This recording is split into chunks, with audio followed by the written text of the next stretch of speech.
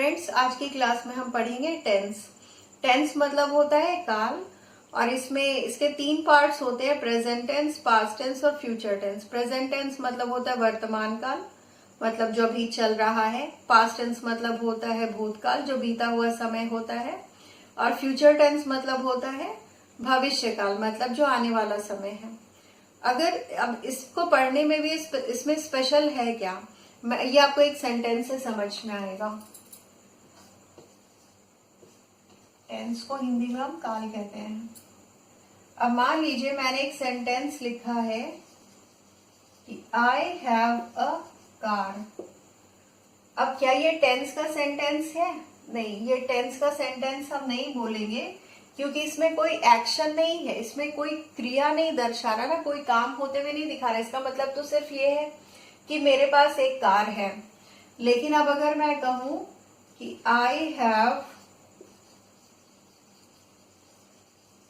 Bought a car, मैंने एक car खरीदी है, तो अब खरीदना जो हुआ, ये खरीदना वर्ड एक क्रिया हुआ। बॉट मतलब क्या होता है? बॉट जो होता है वो पास्ट टेंस होता है, पास्ट ऑफ बाई।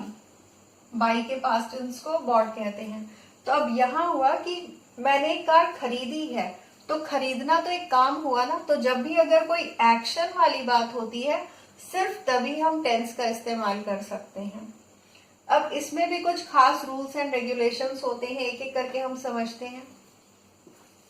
सबसे पहली बात तो ये होती है कि इन तीनों जो पार्ट्स होते हैं, प्रेजेंट टेंस, पास्ट टेंस और फ्यूचर टेंस, इन सबके चार अलग अलग पार्ट्स होते हैं। अब जैसे हम पढ़ रहे हैं, अगर हम प्रेजेंट टेंस की बात कर रहे होते हैं तो सबसे पहले आ जाएगा प्रेजेंट इंडेफिनिट, फिर आ जाएगा प्रेजेंट कंटिन्यूअस। कंटिन्यूअस को ही हम प्रोग्रेसिव भी कहते हैं।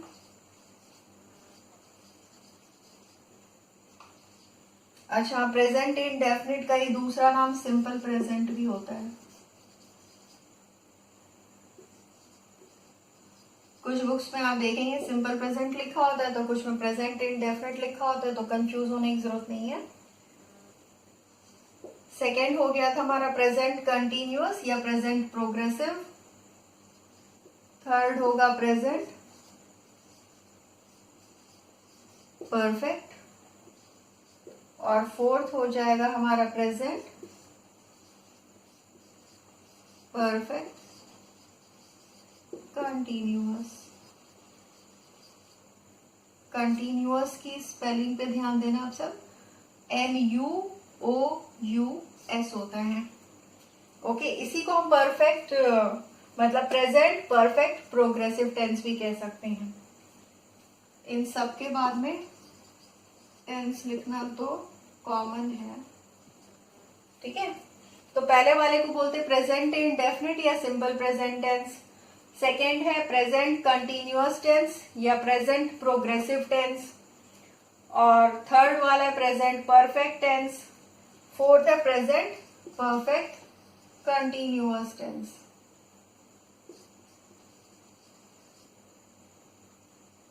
यहां भी लिखी देती हूँ। होता क्या है कि जब हम प्रेजेंट टेंस की बात कर रहे होते हैं तो हम सिर्फ प्रेजेंट लिख देते हैं और बाकी सारे वैसे के वैसे ही रहते हैं नाम। जब हम पास्ट की बात कर रहे होते हैं तो हम ये प्रेजेंट हटा के जहां जहां प्रेजेंट लिखा है उसके बदले आप पास्ट लिख दीजिए, तो भी सेम ही चीज होगी। अभी जैसे अगर हम पास्ट की बात करेंगे तो मैं यहाँ पे लिख दूंगी पास्ट इंडेफिनिट, या फिर मैं इसी को बना दूंगी सिंपल पास्ट।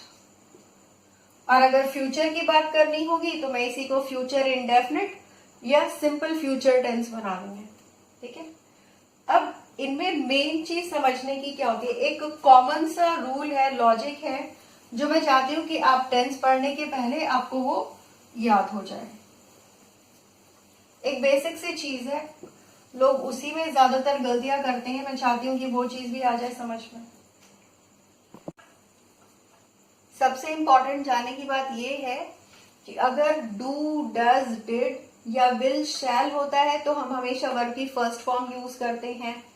अगर कहीं पे इज, एम, आर होता है तो हम वर्ब की फर्स्ट फॉर्म के साथ आईएनजी लगाते हैं। ये जो वर्ब की फर्स्ट फॉर्म के साथ आईएनजी लगाते हैं इसी को तो हम V4 भी कहते हैं। और अगर कहीं पे हैज, हैव, हैड लगाते हैं तो वहां पे V3 यूज करते हैं। अब आप सोचेंगे ये V1, V4, V3 है क्या? तो इसके पिछले वीडियो में मैंने वर्ब्स के बारे में बताया, उसमें V1, V2, V3, V4 और V5 अच्छे से बताया हुआ है। आप चाहें तो एक बार उसे भी चेक कर सकते हैं प्लेलिस्ट में जा करके। फिर भी मैं एक रफ वे में बता देती हूँ। जैसे अगर हमने कोई वर्ड लिया है डू, तो हम क्या लिखते हैं? डू, डिड, डन, डूइंग और डज। अगर गो का लिखते हैं तो हम लिखते थे गो, वेंट, गॉन, गोइंग और गोज। ये क्या था? ये हमारा V1 था, ये V2। V1 मीन्स हो गया बेस फॉर्म, मैं ऊपर ही लिख देती हूँ। ये V1 है, ये V2 है, ये वर्ब की थर्ड फॉर्म है, और जब भी आईएनजी आता है उसे V4 कहते हैं, और ES आ जाता है तो उसे V5 कहते हैं। ये V3, ये V4 और ये हो गया हमारा V5। तो ये तीन जो मेन बातें हैं ना, ये आपको हमेशा के लिए गार्ड बांध के रख लेनी होगी जब हम टेंस पढ़ेंगे। हाँ, एक और बात ये है कि अगर मान लीजिए हम हैज, हैव, हैड कर रहे हैं तो हम वर्ब की थर्ड फॉर्म लगा रहे हैं, कहीं पे वर्ब की फर्स्ट फॉर्म लगा रहे हैं, तो आप सोचेंगे कि हम कई बार हम वर्ब की थर्ड फॉर्म तो हम वैसे भी लगाते हैं पैसिव वॉइस में। तो यहाँ हम पैसिव वॉइस की बातें नहीं करेंगे, यहाँ हम जितनी भी बातें करेंगे वो सब एक्टिव वॉइस की ही बातें होंगी। मतलब सिंपल वे में हम जो बातें कर रहे होते हैं सिर्फ उन्हीं का जिक्र होगा। पैसिव वॉइस हम तब करेंगे जब हम वॉइस वाले क्लास में पढ़ाई करेंगे, जब हम वॉइस पढ़ेंगे। अभी फिलहाल ये आप एक बार नोट कर लीजिए। और इसके बाद मैं आपको एक चार्ट बताती हूँ। चार्ट में मैंने कोशिश की है कि मैं सबसे सिंपलेस्ट वे में आपको बता सकूं कि कहाँ पे हम वर्ब की कौन सी फॉर्म लगाते हैं, कहाँ पे हम कौन सा हेल्पिंग वर्ब लगाते हैं। लेकिन उसके पहले, क्योंकि आज की क्लास में हम सिर्फ प्रेजेंट इंडेफिनिट कर पाएंगे, तो मैं आपको एक हिंट उसका दे देती हूँ। लेकिन फिर मैं एक चार्ट भी आपको दे दूंगी ताकि आपको समझ में आ जाए कि जो प्रेजेंट इंडेफिनिट है उसमें कंटिन्यूअस में, परफेक्ट में या परफेक्ट कंटिन्यूअस में अंतर क्या होता है और हम आगे क्या चीजें सीखने जा रहे हैं। तो एक बार हम देख लेते हैं प्रेजेंट इंडेफिनिट का।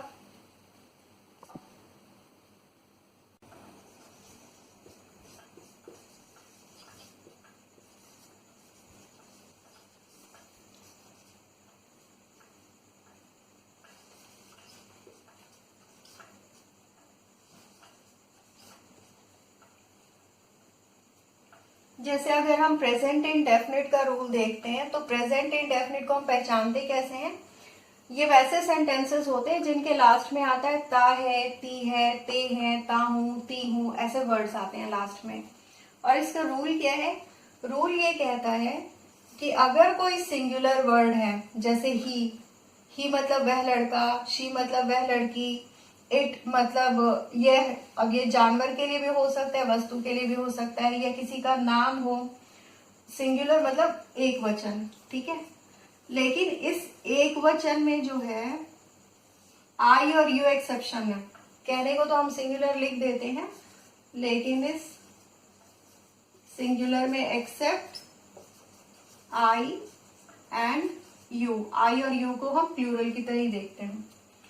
तो अगर ये एक वाली बात होती है कभी भी तो हम उसमें डज लगाते हैं, डज के साथ वर्ब की फर्स्ट फॉर्म लगाते हैं, या हम सिंपली वर्ब की फर्स्ट फॉर्म के साथ एस और ईएस लगाते हैं। अब ये डज कब यूज करते हैं? डज यूज करते हैं अगर वो नेगेटिव सेंटेंस हो या वो इंटेरोगेटिव सेंटेंस हो, मतलब कोई क्वेश्चन पूछना हो, या नेगेटिव इंटेरोगेटिव सेंटेंस हो। जिन्हें ये समझ में नहीं आ रहा वो हमारा सेंटेंस वाला वीडियो देख सकते हैं, तो वो ज्यादा क्लियर हो जाएगा। अगर नहीं समझ में आए तो वैसे भी अभी हम एग्जांपल्स तो करेंगे ही। हाँ, लेकिन यहाँ जो भी डज प्लस V1 था, बिना डज के भी हम यूज करते हैं। तो हम क्या करते हैं, वर्ब की फर्स्ट फॉर्म के साथ हम एस और ईएस लगा देते हैं। ये सिर्फ सिंपल सेंटेंस में लगता है। अब आप कहेंगे ईएस कहाँ लगता है? जिन वर्ड्स के लास्ट में ओ आता है ना, जैसे डू होता है, गो होता है, मैं तो एग्जाम्पल दे रही हूं, तो उसका लग जाएगा, उसका बन जाएगा डज। गो का हो जाएगा गोज, जैसे ही गोज, शी गोज, ठीक है। लेकिन अगर आई हो, यू हो, वी हो, दे हो, या कोई प्लूरल वर्ड हो। अब प्लूरल मतलब क्या होता है? प्लूरल मतलब होता है बहुवचन, मतलब एक से ज्यादा। अब कहने को तो एक से ज्यादा है, लेकिन आई और यू ये तो अकेले हैं, लेकिन फिर भी इनकी वैल्यू ज्यादा हम देते हैं, तो इसको हम हमेशा इनके साथ हम डू प्लस वर्ब की फर्स्ट फॉर्म लगाते हैं, या सिंपल सेंटेंस होता है तो हम वर्ब की फर्स्ट फॉर्म लगाते हैं। हम ये एग्जाम्पल्स सभी करेंगे तो हमें ज्यादा समझ में आ जाएगा, लेकिन उसके पहले मैं आपको एक चार्ट दे देती हूँ, जिससे आपको पता चल जाए कि अगर हम इनडेफिनेट पढ़ रहे हैं तो उसमें क्या रूल होगा, कंटिन्यूअस में क्या रूल होगा, फिर परफेक्ट में क्या होगा, और परफेक्ट कंटिन्यूअस में होगा क्या होगा। लेकिन आज हम सिर्फ प्रेजेंट इंडेफिनेट पढ़ेंगे, और इसके बाद में हम फिर प्रेजेंट प्रोग्रेसिव मतलब प्रेजेंट कंटिन्यूअस पे जाएंगे। अब यहाँ मैंने एक टेबल, एक चार्ट सा बनाया, जिससे हमें इजीली समझ में आ जाएगा कि किसके साथ क्या रूल लगता है। सिंपल प्रेजेंट, इसी का दूसरा नाम प्रेजेंट इंडेफिनिट भी होता है। इसे हम पहचानेंगे कैसे? ये वो सेंटेंसेस होते हैं जिनके लास्ट में ता है, ती है, ते है, या ताहू आता है। ती हूं भी आ सकता है। अब ऐसे बहुत सारे जितने भी ता है, ती है वाले हैं, वो सब प्रेजेंट इंडेफिनिट में काउंट होते हैं। और ये सेंटेंसेस होते कौन से? प्रेजेंट इंडेफिनिट वो सेंटेंसेस होते हैं जिनमें हम आदतों की बात करते हैं, या ऐसे काम जो अक्सर हुआ करता है। जैसे वह स्कूल जाता है, ये काम अक्सर होता है, तो वो सेंटेंस जो होते हैं इस टाइप के, तो उन्हें हम कहेंगे कि प्रेजेंट इंडेफिनिट के पार्ट हैं। अगर कोई एक चीज होती है तो उसे हम सिंगुलर कहते हैं। तो अगर सिंगुलर होता है, वो जो सब्जेक्ट होता है, अगर सब्जेक्ट सिंगुलर होगा तो हम डज लगाएंगे, मतलब कोई एक आदमी वो काम कर रहा होता है तो हम डज लगाते हैं। लेकिन अगर बहुवचन हो, ढेर सारे लोग होते हैं, एक से ज्यादा होते हैं, तो हम डू लगाते हैं। मैं आपको पहले भी बता चुकी हूँ कि डज और डू के साथ हम सिर्फ वर्ब की फर्स्ट फॉर्म ही लगाते हैं। जो प्रेजेंट कंटिन्यूअस होता है उसी का दूसरा नाम प्रेजेंट प्रोग्रेसिव भी होता है। प्रेजेंट प्रोग्रेसिव, जैसे यहाँ उसका दूसरा नाम इंडेफिनिट था, वैसे इसका दूसरा नाम प्रेजेंट प्रोग्रेसिव है। ये वैसे सेंटेंसेस होते हैं जिनके एंड में रहा है, रही है, रहा हूं या रहे हैं आता है। होता क्या है कि ये काम चल रहा होता है, अभी कंटिन्यूटी में होता है, मतलब लगातार ये काम जारी होता है, इसलिए हम इसको कंटिन्यूअस कहते हैं। इसमें अगर कोई एक चीज होती है तो इज लगाते हैं, लेकिन अगर मैं होता है तो मैं भी तो एक के लिए ही होता है, तो वहां हम एम लगाते हैं। एम सिर्फ आई के लिए आता है, बाकी जितनी भी इकलौती चीजें हैं सबके लिए इज आता है। और जो भी बहुवचन चीज होती है उसके लिए आर आता है। मैं यहाँ मीनिंग लिख ही देती हूँ। सिंगुलर मीन्स एक वचन, और प्लूरल मीन्स होता है बहुवचन, मतलब एक से ज्यादा। तो जब एक से ज्यादा लोग होते हैं तो हम वहां आर लगाते हैं, और वर्ब में इनके साथ V1 प्लस ING लगता है। V1 प्लस ING का ही दूसरा नाम V4 भी होता है। अगर आपको ये V1 का समझना है तो आप पिछला चार्ट हमारा देख सकते हैं, लेकिन अगर दिक्कत हो तो आप सिर्फ ये याद रखिए कि इसके वर्ब की फर्स्ट फॉर्म के साथ हमें ING जोड़ना होता है। प्रेजेंट परफेक्ट, ये ऐसे टेंसेस होते हैं जिसमें काम पहले शुरू तो हुआ है और फिर हो भी चुका, खत्म हो चुका है। कंटिन्यूअस में क्या था, वो हो रहा होता है, अभी उस टेंस में हो रहा है, लेकिन यहाँ परफेक्ट में वो काम ऑलरेडी कंप्लीट हो चुका है। जब वो काम कंप्लीट हो चुका होता है तो उसके लास्ट में आता है चुका है, चुके हैं, या फिर लिया है, दिया है, कर लिया है, खा लिया है, भाग गया है। इस तरह के जितने सेंटेंसेस आते हैं तो वो प्रेजेंट परफेक्ट में काउंट होते हैं। इसमें अगर कोई एक वचन होता है तो उसके साथ हम हैज लगाते हैं, अगर बहुवचन होता है तो हम हैव लगाते हैं। और पहले भी बता चुकी हूँ कि हैज और हैव के साथ हमेशा वर्ब की थर्ड फॉर्म आती है। प्रेजेंट परफेक्ट कंटिन्यूअस में वो सेंटेंसेस होते हैं जो काम शुरू तो पहले हुआ था, लेकिन अभी भी वो काम चल ही रहा है, वो खत्म नहीं हुआ है। जब वो काम खत्म नहीं हुआ है तो हम उसे प्रेजेंट परफेक्ट कंटिन्यूअस में काउंट करते हैं। अब क्योंकि कंटिन्यूअस है तो यहाँ रहा है, रही है तो आता ही है, लेकिन अब परफेक्ट भी ऐड हो गया, इसलिए इसमें एक से वर्ड भी आता है। ये बहुत जरूरी है, इसके बिना अगर ये से नहीं होगा तो फिर तो ये कंटिन्यूअस टेंस बन जाएगा। लेकिन ये से की वजह से ये परफेक्ट कंटिन्यूअस कहलाता है। और इस से को हम सिंस और फॉर से डिनोट करते हैं, जो हम अभी एग्जाम्पल्स करेंगे तो हमें और समझ में आएगा। इसमें अगर कोई एक वचन होता है, सिंगुलर वर्ड होता है, तो हम हैज बीन लगाते हैं। अगर कोई प्लूरल वर्ड होता है तो हम हैव बीन लगाते हैं।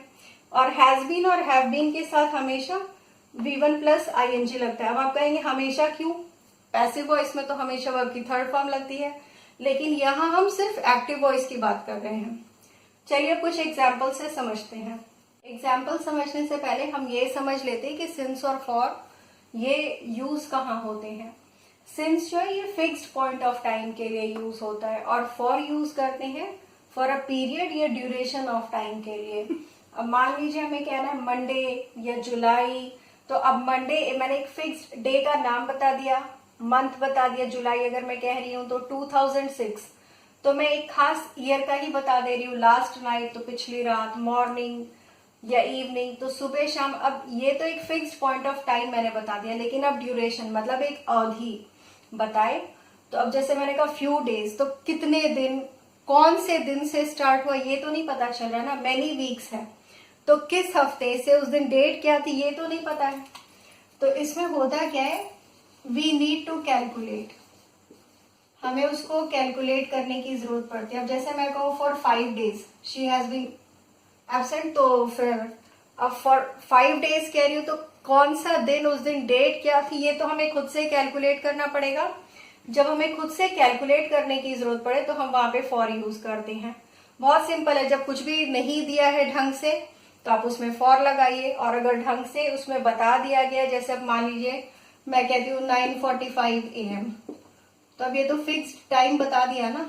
लेकिन अब मैं कहूँ फॉर 6 आवर्स या फॉर 5 मंथ्स, या मैं कह रही हूँ मैनी वीक्स, फ्यू डेज मतलब होते कुछ दिन, या कई हफ्ते मीन्स मैनी वीक्स, 6 घंटे, 5 महीने, 3 साल, या अ लॉन्ग टाइम, काफी लंबे समय से।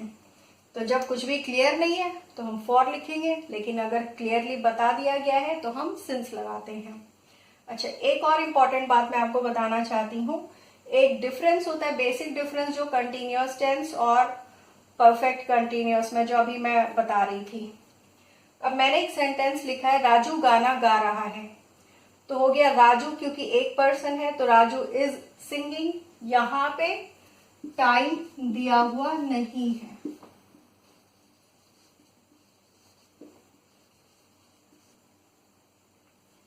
लेकिन अब मैं कह रही हूँ कि राजू काफी देर से गाना गा रहा है।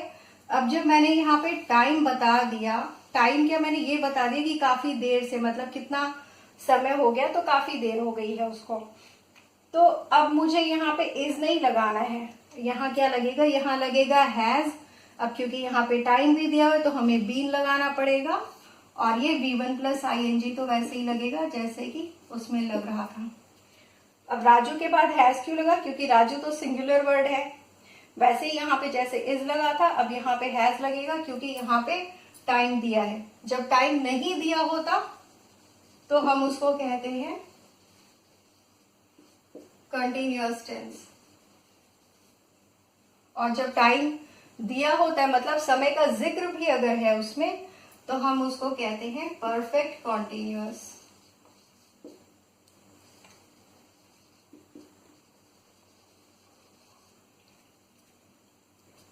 यही बेसिक डिफरेंस होता है एक कंटिन्यूअस टेंस में और परफेक्ट कंटिन्यूअस टेंस में। किसमें? परफेक्ट कंटिन्यूअस में टाइम जो होता है, टाइम मेंशन्ड होता है। जरूरी नहीं कि एग्जैक्ट टाइम बताए, लेकिन टाइम का कुछ ना कुछ जिक्र होगा और उसमें से आता है। अब देखते हैं हम कुछ और एग्जाम्पल्स। अब मैंने यहाँ पे चारों टेंस मतलब प्रेजेंट टेंस के जितने भी काइंड्स है ना, इंडेफिनिट, कंटिन्यूअस, परफेक्ट और परफेक्ट कंटिन्यूअस, उनके हिसाब से मैंने सेंटेंसेस लिखे हैं हिंदी में। इंडेफिनिट में अगर मैं सेंटेंस लिखूंगी तो होगा राम स्कूल जाता है। ये मैं कोशिश कर रही हूँ कि मैं बहुत सिंपलेस्ट वे में आपको बता रही हूँ ताकि वो क्लियर हो जाए। इसके बाद हम और एग्जाम्पल्स करेंगे। ये इंडेफिनिट में था तो है राम स्कूल जाता है। कंटिन्यूअस में अगर मैं लिख रही हूँ तो होगा राम स्कूल जा रहा है। अब परफेक्ट में लिख रही हूं तो राम स्कूल जा चुका है, मतलब काम ओवर हो चुका है। और परफेक्ट कंटिन्यूअस में लिख रही हूँ, तो फिर मैंने लिखा है कि राम कई दिनों से स्कूल जा रहा है, मतलब कई दिनों से तो ये टाइम के लिए भी आ गया और फिर रहा है भी आ गया। अब अगर इन्हें इंग्लिश में ट्रांसलेट करना होगा तो कैसे होगा? मैंने ये सेंटेंसेस एक साथ लिखे हैं, इनडेफिनिट कंटिन्यूअस, परफेक्ट और परफेक्ट कंटिन्यूअस, ताकि आपको एक आइडिया मिल जाए कि एक ही सेंटेंस अलग अलग टेंसेस में कैसे बदल जाता है, अलग अलग सिचुएशन में। अब राम स्कूल जाता है तो होगा Ram goes to school. Ram school जा रहा है तो Ram is going to school. अच्छा, यहां गोज क्यों हुआ था? गोज इसलिए हुआ था क्योंकि अगर कोई भी सिंगुलर वर्ड होता है तो हम उसके साथ डज लगाते थे, डज प्लस V1। लेकिन यहाँ तो ये सिंपल सेंटेंस है। अभी हम इसके बाद में हम जानेंगे कि कहाँ पे ये डज यूज करना है, कहाँ पे डू यूज करना है। अभी क्योंकि राम एक सिंगुलर वर्ड था तो इसमें हम गो नहीं लिख सकते थे, इसमें हमें गो के साथ में ईएस जोड़ना होता है। अभी इसके बाद वो भी करेंगे। राम स्कूल जा रहा है तो Ram is going to school. Is क्यों? क्योंकि ये एक इंसान की बात हो रही है। राम स्कूल जा चुका है तो Ram has gone to school. यहां क्या हुआ? यहां पे इज गोइंग था, क्योंकि एक था तो हमने लगाया इज और V1 प्लस ING। लेकिन यहाँ पे क्योंकि चुका है आ गया है तो हम यहाँ पे लगाएंगे हैज, और हैज के साथ में तो वर्ब की थर्ड फॉर्म आती है तो हमने लगाया वर्ब, यहाँ पे हमने लगाया वर्ब का थर्ड फॉर्म। अब परफेक्ट कंटिन्यूअस है, यहाँ टाइम भी गिवन है तो हम क्या लिखेंगे? हम लिखेंगे Ram has been going to school for many days. क्योंकि अब किस दिन से ये तो स्पेसिफाइड नहीं है ना, तो हम लिखेंगे फॉर मेनी डेज। अब क्योंकि राम के साथ में हम हैज यूज कर रहे थे तो हैज तो हमने यूज किया परफेक्ट के रूप में, और कंटिन्यूअस था तो V1 प्लस ING भी हमने यूज किया।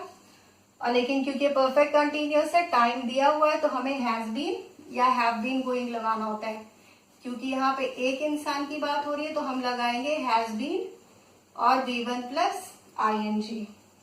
अब आपके मन में ये कंफ्यूजन हो रही होगी कि यहाँ पे गोज क्यों हुआ, डज क्यों नहीं हुआ। तो अब हम समझते हैं अगले एग्जाम्पल में। पहले आप लेकिन ये इस चीज का ध्यान रखना कि ये मैंने प्रेजेंट टेंस के हिसाब से बताए थे। अब जो मैं बताऊंगी वो सेंटेंसेस, ये सारे सेंटेंसेस अब सेंटेंस के अकॉर्डिंग होंगे। मतलब अभी इंडेफिनिट के ही मैं अलग अलग पार्ट्स बताऊंगी। अभी आपने इंडेफिनिट, कंटिन्यूअस, परफेक्ट और परफेक्ट कंटिन्यूअस देखा था। अब हम सिर्फ एक इसी सेंटेंस को हम अलग अलग पार्ट्स में, ये अलग अलग सिचुएशन में कैसे लिखते हैं उसे सीखेंगे। अब सबसे पहले हम देखते हैं प्रेजेंट इंडेफिनिट से सेंटेंसेस। इसे पहचानना कैसे होता है पहले भी हम देख चुके हैं। ता है, ती है, ता हूं, ते हैं, ती हूं। अब ये जितनी भी बातें हैं, मतलब लास्ट में ता है वगैरह ये सब आते हैं। अब अगर सिंपल सेंटेंस हम लेते हैं तो मैंने उसमें लिखा है राम स्कूल जाता है, ठीक है। लेकिन अब अगर इसी का नेगेटिव सेंटेंस बनाना है तो हम लिखेंगे राम स्कूल नहीं जाता है। नेगेटिव है इसलिए इसमें नहीं का जिक्र होगा। अब फिर थर्ड मैंने लिखा है इंटेरोगेटिव सेंटेंस। ये एस का मतलब है सेंटेंस, एस मीन सेंटेंस है यहाँ पे। तो इंटेरोगेटिव में हम लिखेंगे क्या राम स्कूल जाता है। अब ये क्या से पता चले कि ये क्वेश्चन है, तो ये प्रश्नवाचक मतलब इंटेरोगेटिव सेंटेंस हो गया। और नेगेटिव इंटेरोगेटिव सेंटेंस में हो गया क्या राम स्कूल नहीं जाता है। अब यहाँ पे क्या है, ये क्वेश्चन भी है और साथ में नहीं भी है, तो इसलिए हम इसे कहते हैं नेगेटिव इंटेरोगेटिव सेंटेंस। अगर आपको ये सिंपल नेगेटिव इंटेरोगेटिव या नेगेटिव इंटेरोगेटिव सेंटेंस नहीं समझ में आ रहा तो प्लेलिस्ट में आप जाकर के हमारा सेंटेंस द सेंटेंस नाम से जो वीडियो उसे एक बार देख सकते हैं। अभी समझते हैं यहाँ पे। अच्छा, उसके पहले एक बात और, अभी जो हम कह रहे थे तो वो हम वहां इनडेफिनेट, कंटिन्यूअस, परफेक्ट और परफेक्ट कंटिन्यूअस टेंसेस के हिसाब से समझ रहे थे।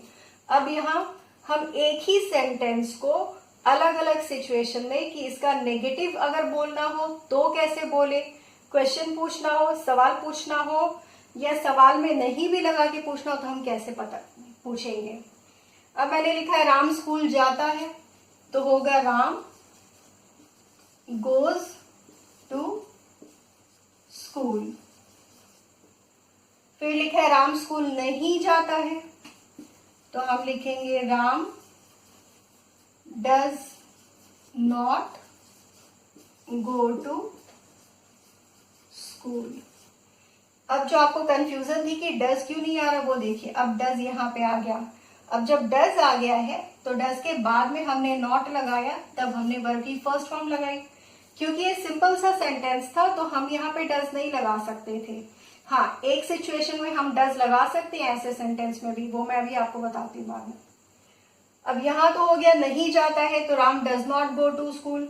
यहाँ क्या था, गोज मतलब था, इसमें हमने क्या लगाया है, वर्ब की फर्स्ट फॉर्म के साथ एस और ई एस लगता है। तो क्योंकि जिसके भी लास्ट में ओ आता है ना, तो हम उसमें ई एस लगा देते हैं। जैसे गो है, डू है, अगर वो एक बंदे की बात हो रही है तो हम उसमें ई एस लगा देते हैं। यहाँ राम एक लड़का था तो हमने गो के साथ में ई एस लगा दिया। अगर यहाँ पे ज्यादा लोग होते, वी होता, तो मैं लिखती वी गो टू स्कूल। अच्छा, अब देखते हैं इंटेरोगेटिव सेंटेंस में। यहाँ लिखा है क्या राम स्कूल जाता है, तो यहाँ जो डज था, ये जो हेल्पिंग वर्ब था, हम अब वो पहले कर देंगे क्योंकि ये तो सवाल है, प्रश्न है। तो does Ram go to school, मतलब किया क्या है, हमने सिर्फ ये जो हमारा हेल्पिंग वर्ब था ना, हम इसको सब्जेक्ट के पहले ले आए। सब्जेक्ट क्या है हमारा, राम हमारा सब्जेक्ट है। तो अब जब सवाल पूछना होता है तो हम हेल्पिंग वर्ब को पहले ले आए और सब्जेक्ट को उसके बाद में कर दिया, बाकी सब ऐसे ही था। अब जब नेगेटिव इंटेरोगेटिव का सेंटेंस था कि क्या राम स्कूल नहीं जाता है, तब इसमें क्या भी है और नहीं भी है, तो हम इसे लिखेंगे does Ram not go to school. Does क्यों, क्योंकि ये हेल्पिंग वर्ब था। अब ये क्योंकि क्वेश्चन है तो हेल्पिंग वर्ब पहले आएगा, उसके बाद में सब्जेक्ट आएगा, और सब्जेक्ट के बाद में नॉट आता है, और नॉट के बाद में वर्ब की फर्स्ट फॉर्म आती है। हम ये नहीं कह सकते कि does not Ram go to school या does Ram go not to school, नहीं कह सकते हम।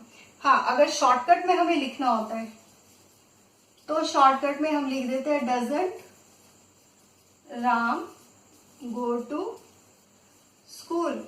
लेकिन ये डजंट सिर्फ तब एप्लीकेबल है जब आप शॉर्टकट यूज कर रहे हैं स्पोकन इंग्लिश में। रिटन इंग्लिश में अगर आप कुछ लिख रहे हैं तो आप उसको डज और फिर सब्जेक्ट और फिर नॉट लगाएंगे और वर्ब बाद में लगाएंगे। अब समझते हैं कुछ दूसरे एग्जाम्पल से।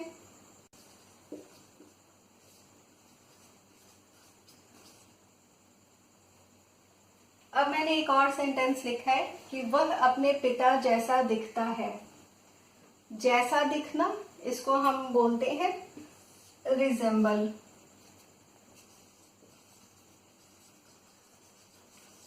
रिजेंबल या उसी को हम कहते हैं लुक अलाइक।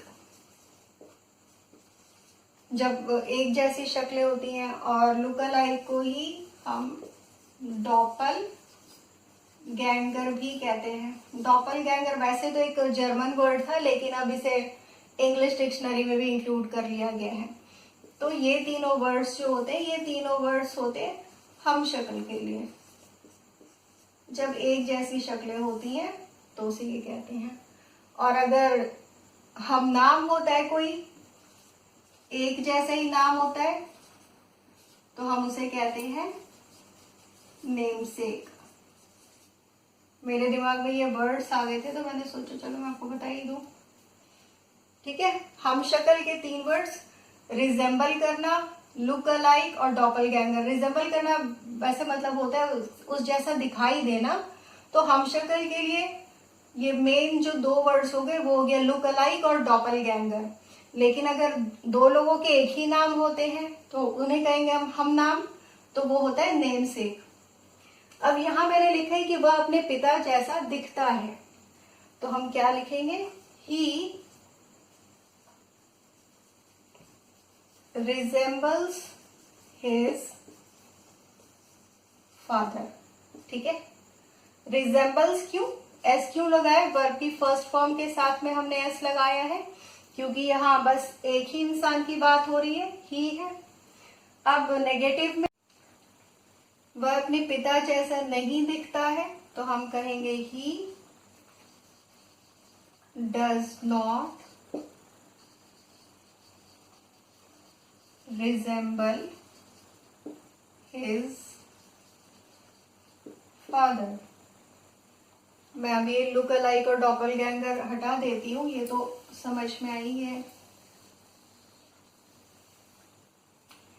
ठीक है, अब क्योंकि वहां पे लिखा हुआ था कि नहीं दिखता है तो मैंने यहां लगा दिया डज नॉट।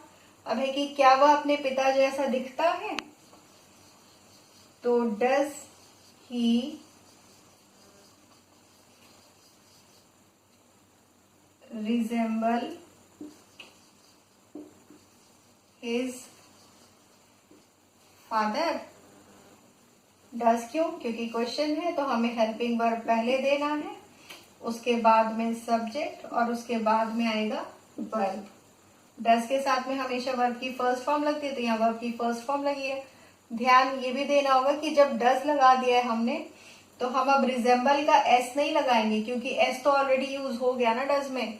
लेकिन यहाँ फर्स्ट सेंटेंस में जो था यहाँ पे डज नहीं यूज हो रहा था, तो हम यहाँ पे बस रिजेंबल्स लगाएंगे। अब है कि क्या वह अपने पिता जैसा दिखता है, तो does he resemble his father. Negative interrogative में होगा क्या वह अपने पिता जैसा नहीं दिखता है, तो इसे हम लिखेंगे does he not resemble his father। ठीक है, हाँ मैंने आपको बताया था एक सेंटेंस ऐसा भी होता है जिसमें कि हम सिंपल सेंटेंस में भी, ये भी जो पहला सिंपल सेंटेंस था कि वो अपने पिता जैसा दिखता है, इसमें भी हम डज का यूज कर सकते हैं। लेकिन तब अगर हम फोर्स से बोले उसको, अगर मैं कहती हूँ कि वो अपने पिता जैसा दिखता तो है, अब अगर इसी सेंटेंस को मैं कह दूं कि दिखता तो है,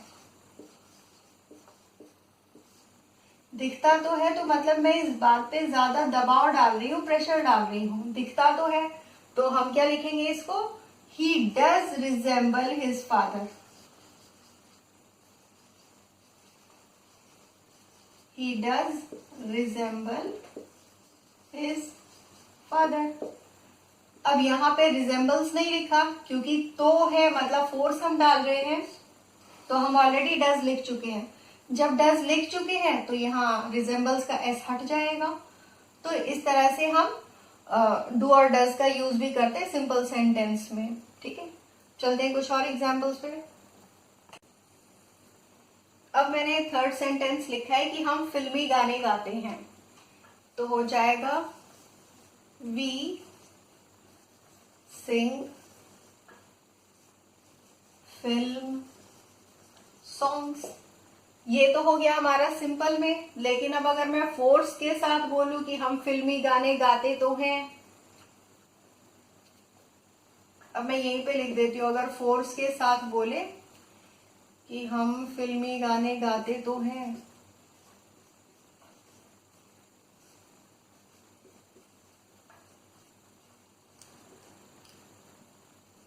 इस सेंटेंस को हम इंग्लिश में क्या लिखेंगे? हम लिखेंगे we do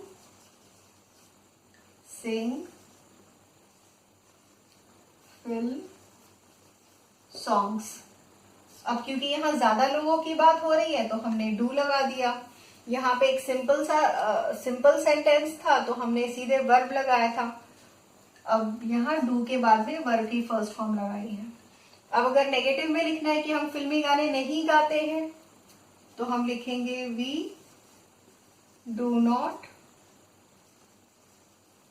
sing film songs. अभी ध्यान ये देना है कि हम ये जितने भी सेंटेंसेस अभी कर रहे हैं ना, ये सब प्रेजेंट इंडेफिनिट के हैं, क्योंकि सब में अभी डू डज यूज हो रहा है। अब यहाँ पे हमने क्या लिखा, नेगेटिव में हो गया डू नॉट और फिर वर्ब की फर्स्ट फॉर्म आ गई। इंटेरोगेटिव होगा तो हेल्पिंग वर्ब पहले, do we sing film songs, question mark आएगा क्योंकि ये सवाल है। वैसे अगर नेगेटिव इंटेरोगेटिव होगा तो हम लिखेंगे do we not sing film songs. अब क्या देखा हमने, जब भी क्वेश्चन होता है तो हेल्पिंग वर्ब पहले आता है। जैसे हम डज के केस में भी देख रहे थे, वहां एक इंसान की बात होती थी तो हम डज यूज करते थे। अब भी मतलब हम एक से ज्यादा है, तो यहाँ सब्जेक्ट जब ज्यादा की बात होती है तो हम डू लगाते हैं। अगर इसी के बदले दे होता तो दे के साथ भी हम, अब मान लीजिए मैं नेक्स्ट सेंटेंस में लिखती हूँ कि they go for a morning walk, ठीक है। मॉर्निंग वॉक मतलब हो गया सुबह की सैर। तो ये तो सिंपल हो गया। अब अगर इसी का नेगेटिव लिखना होगा तो मैं लिखूंगी they do not go for a morning walk. पहला वाला जो था ये सिंपल सेंटेंस था, दूसरा नेगेटिव। और अगर अब इंटेरोगेटिव क्वेश्चन बनाना होगा तो do they go for a morning walk, बस कुछ नहीं करना था, हेल्पिंग वर्ब पहले ले आए। और अब अगर नेगेटिव इंटेरोगेटिव होगा तो हो जाएगा do they not go for a morning walk. I hope आप सबको ये क्लियर हो गया होगा। तो ये अभी हमने पढ़ा नेगेटिव, नहीं सॉरी, प्रेजेंट इंडेफिनिट के सेंटेंसेस को हम अलग अलग सिचुएशन में हाँ नहीं या क्वेश्चन पूछते टाइम हम कैसे बोल सकते हैं।